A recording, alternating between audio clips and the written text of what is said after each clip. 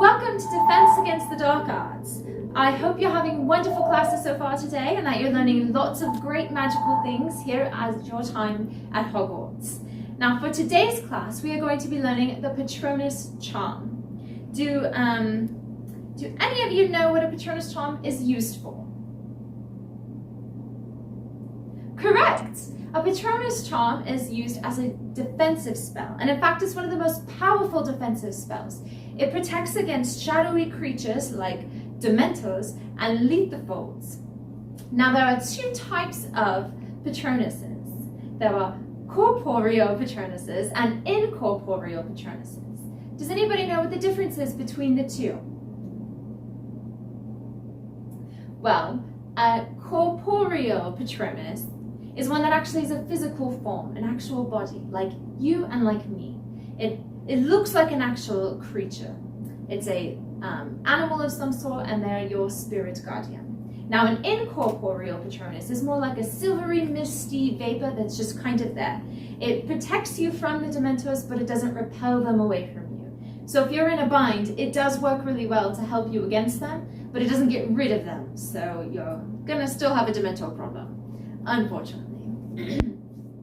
An important thing to remember when you cast the Patronus Charm, the first thing is that only those that are pure of heart can actually conjure a Patronus. So you need to be honest and sincere and trying your best every day to make sure that you have that pure heart. Otherwise, when a Dementor comes towards you, you're going to be in big trouble. Just saying. Just getting it out there right at the beginning. Also, in order to cast a Patronus, you need to think of the happiest memory you possibly can. And it can be anything. It could be swimming in the pool on a hot day, eating the tastiest meal you've ever had, anything you can think of that has made you truly happy. It can also be something that you know will make you happy in the future, like if you're going to buy a chocolate factory someday, or if you're going to discover a unicorn hideout. It could be something that you can envision what you will be like how happy you will be when it happens. It can be anything, as long as it's strong. And the stronger the memory, the stronger the charm will be. Now, what is the Patronus Charm? What are the words? What are the motions? So we're going to start with our wands. Everybody grab your wands. Now, the motion for the Patronus Charm is just forward, and you make a circular motion with your wand. Now, I'm going to do the opposite of what I'm going to say to you. So just follow my wand. It's going to go this direction. So you're going in a right to left motion in a circle. And the more you turn your wand, the stronger your Patronus is. It'll come out and it'll get stronger and fight off all those Dementors. Now, the words that you say are Expecto Patronum. All right? Say that with me. Expecto Patronum. All right, very good, very good. Now we're going to put the two together. So get your wand out, and as you're spinning it, say Expecto Patronum. All right? Expecto Patronum. Perfect, perfect. Now when you do that spell, in real time, when there's a Dementor, make sure you are thinking of a happy memory, otherwise it will not work. So, we're gonna try it one more time, and I want you to think of the happiest thing you can. All right? Expecto Patronum. Very good. All right. So now we're going to find out what shape your Patronus is going to take. What sort of animal your spirit guardian is going to be. Doesn't that sound super exciting? Okay. Now we just want everyone to remember that each Patronus is something unique and different about your personality. So it's something that represents you in some sort of fashion. So I'm going to ask a couple of questions, and you can write them down if you want. You can just think about them, but you need to remember all your answers for the activity we're going to do at the end. Okay? It's question number 1. What is your favorite animal and why? Now for me, your professor, my favorite animals are foxes because they're mischievous and they're smart, they're super cute, and I also love cats because I think cats are full of personality, and they never take themselves too seriously. They're able to sleep when things get hard. They're able to, walk around like they own the place. They're pretty great. So what sort of animals for you are your all-time favorites? All right, think about it. Okay, question number 2. what animals would you say are most like you? So what animal do you think of when you think of you? For me, I've been told by multiple people, and I've actually noticed, I am most like a cat. And you're probably thinking, well, that's very strange. Why?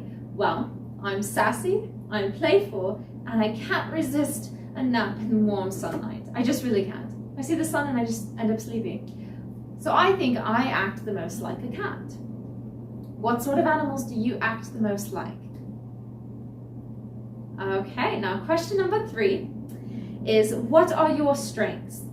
Now, a strength is something that you are good at, something that you think you excel at above other people. So for me, I care about others.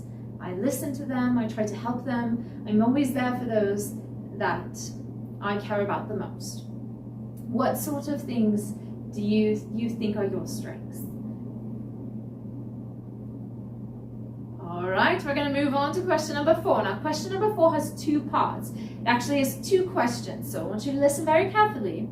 The first question is, what are strengths that you want? So what are things that you wish you had? Now, for me, I wish I could run super fast. That way I could get everything done that I really needed to do.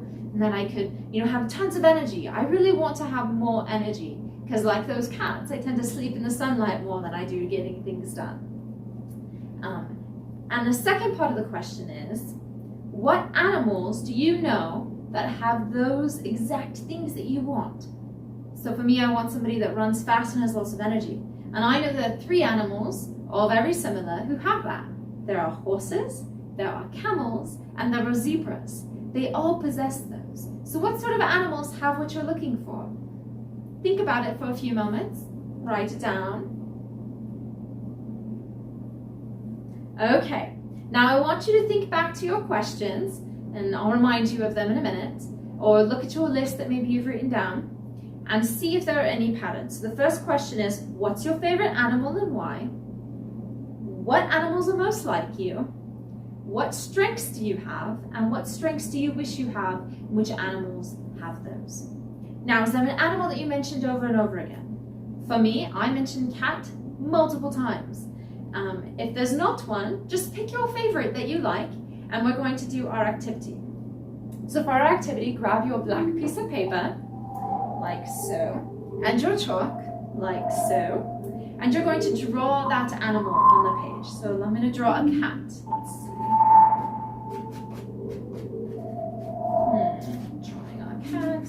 Aha! All right, so here is my Patronus cat. Now you see mine has a corporeal body, so an actual cat body, and it even has some of that vapor around it because they're kind of like, they have kind of a smoky tail behind them when you see a Patronus. They're very beautiful. It's got a little bit of blue because it's like a shimmery, silvery blue white. So this is my cat Patronus. Now, work on your drawings when you have a free chance, and we would love to see them. I would love to see them after class. There's no grade for this project, but I would love to see what you come up with and what they look like. Okay, now there's just one more thing before we finish today. We can work on our drawings after class is finished. I just want to go over the incantation one more time with you. So everybody grab your wands and we'll say the spell and we'll do the movement again all together just once more. All right, are we ready? Okay, wands out. Now remember, it's a circular motion from right to left, and the words are expecto patronum. Okay, ready? 1, 2, 3. Expecto patronum. Perfect. Practice that on your own. Practice the words, the movement, and think of your happiest memory. If you can't think of a happiest memory, then think of one that you can use in the future. Practice it as much as possible. Okay, that is it today for Defense Against the Dark Arts. If you're interested in extra credit, there's some dueling practice on the American Folk Library website. There are questions and instructions for you if you are wanting to brush up on your dueling skills. And other than that, have a magical day.